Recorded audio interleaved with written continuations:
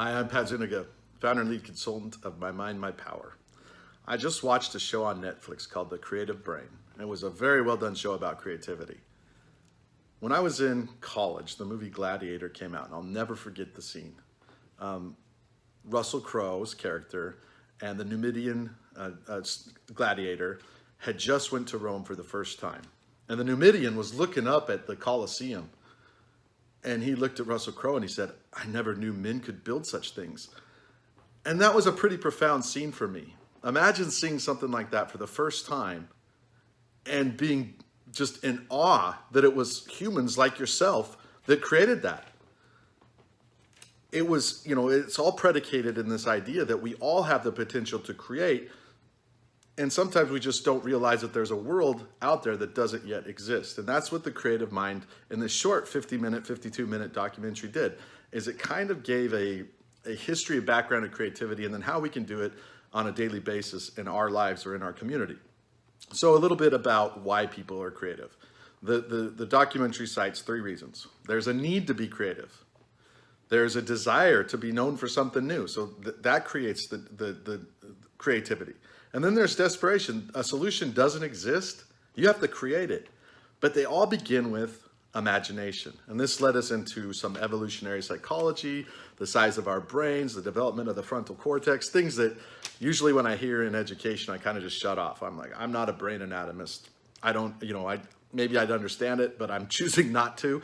But this was pretty interesting because it said the information we get in, our input, whether we're reading, watching a documentary, running outside playing, and how we begin to make sense of it in our brain, the distance between our input and our output is so vast that we have a processing that goes on that sometimes is unintentional, and that leads to the use of creativity or the cultivation of creativity and the use of imagination to imagine the world as it might be.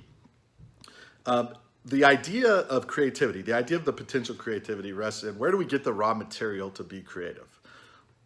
And the answer is pretty simple. It comes from experiences. It comes from all the things that you're willing to do, you're willing to make sense of, you're willing to go engage with in order to make sense of new things.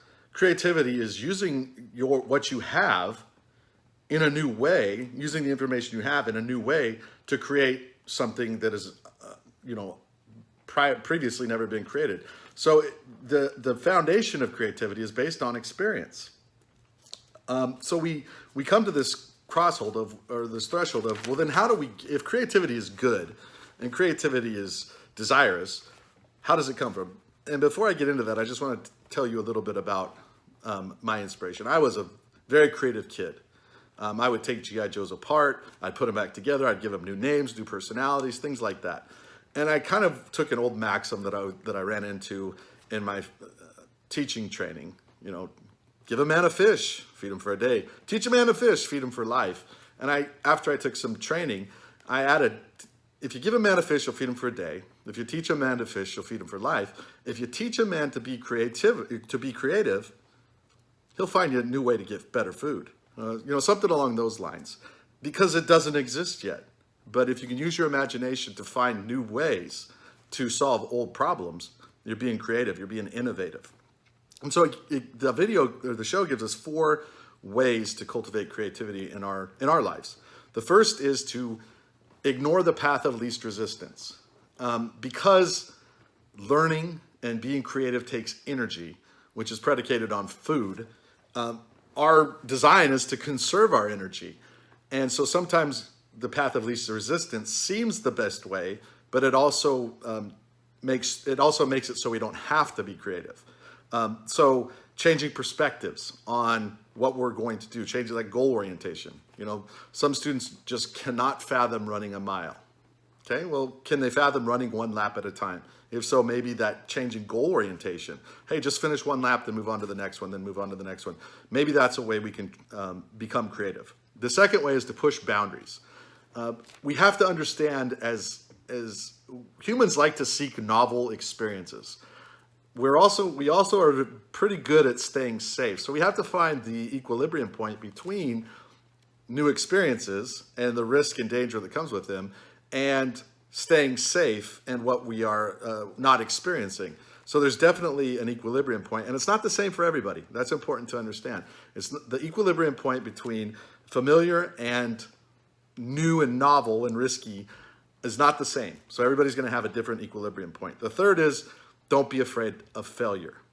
This is important because if you are trying to be creative every day, or if you are trying to be creative often, then the rule of creativity seems to be you're going to fail often. And then you run into words that I've heard called non-cognitive skills. You run into perseverance, you run into resilience, you run into to determination. If you are bound and determined to create something new, well, it's going to take a lot of things you're not traditionally taught in schools. The final thing is to embrace creativity, to actually include it in everyday experiences. Now, art is the easiest way to discuss creativity. There's a tangible object that is based on something that doesn't yet exist. The video goes on to show ways that you can use art in non-artistic classes. So this is like building artistic literacy or understanding how creativity that leads to art can be used in non-art classes. It's kind of a new way of thinking, and it's one I've been studying for a while. So I highly, highly, highly recommend that you take an hour and watch The Creative Brain on Netflix and think about how you cultivate creativity in your life. Have a wonderful day.